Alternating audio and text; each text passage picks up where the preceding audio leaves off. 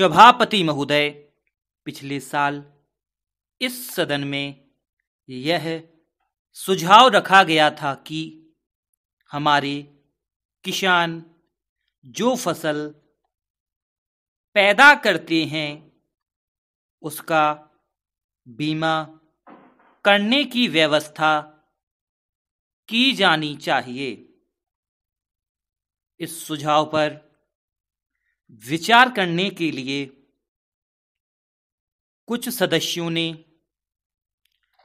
एक योजना भी बनाई थी, लेकिन फसल बीमा योजना पर अभी तक कोई कार्यवाही नहीं की गई है।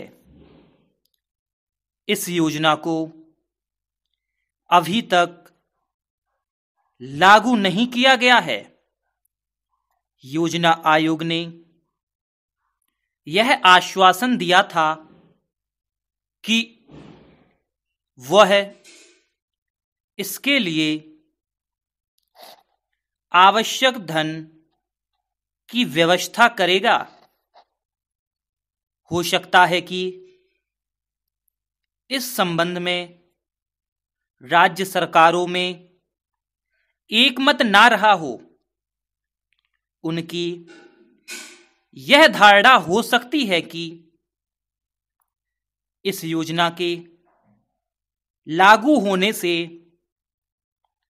किसानों पर बोझा पड़ेगा।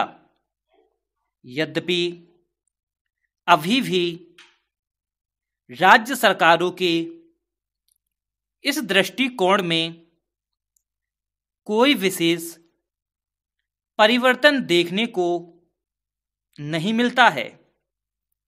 फिर भी अवश्य है कि अब वे फसल बीमा की योजना को लागू करने के लिए तैयार है। इसके लिए वे चाहते हैं कि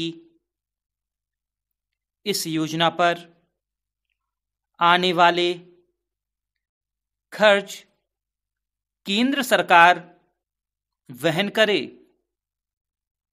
पिछले साल कृषि मंत्री जी ने घोषणा की थी कि सरकार संसद में एक बिल पेश करने वाली है।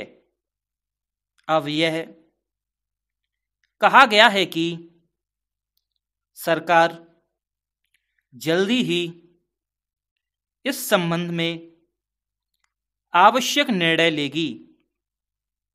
मेरा सुझाव तो यही है कि यह योजना जल्दी से जल्दी लागू की जाए।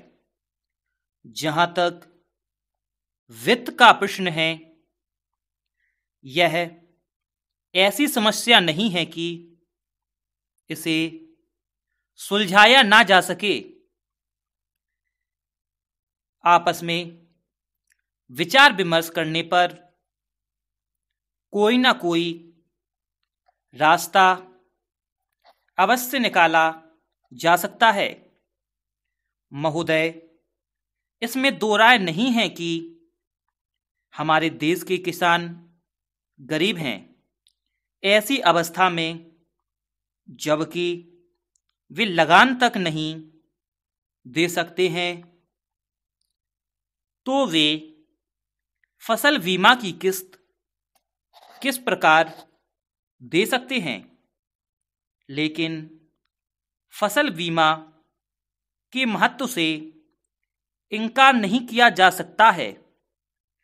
जब किसी कारण किसान की फसल नष्ट हो जाती है तो उसके पास अपने खाने तक के लिए कुछ नहीं रहता। यदि उसकी फसल के बीमे का प्रबंध हो तो वह इस परेशानी से बच सकता है और अपनी खेती में अधिक से अधिक धन लगा सकता है। फसल बीमा योजना किसानों के लिए एक वरदान है, इसलिए फसल बीमे की व्यवस्था बहुत जरूरी है। बीमा योजना से किसान अपनी फसल के प्रति आश्वस्त हो सकेगा और वह अपने उत्पादन को बढ़ाने के लिए कोशिश करेगा। लेकिन मुख्य प्रश्न तो यह है कि इसका खर्च कौन वहन। तो दोस्तों, कैसी लगी आपको डिक्टेशन? अगर आपको डिक्टेशन में लिखने में मज़ा आया हो तो आप इस वीडियो को लाइक ज़रूर करें और अपना एक शेयर अपने दोस्तों में ज़रूर करें। और आप अपनी कमेंट हमारे कमेंट बॉक्स में लिख सकते हैं, जिससे हम और बेहतर होने की कोशिश करेंगे। तो चलिए मिलते हैं अगली वीडियो में, तब तक के लिए धन्यवाद दोस्तों।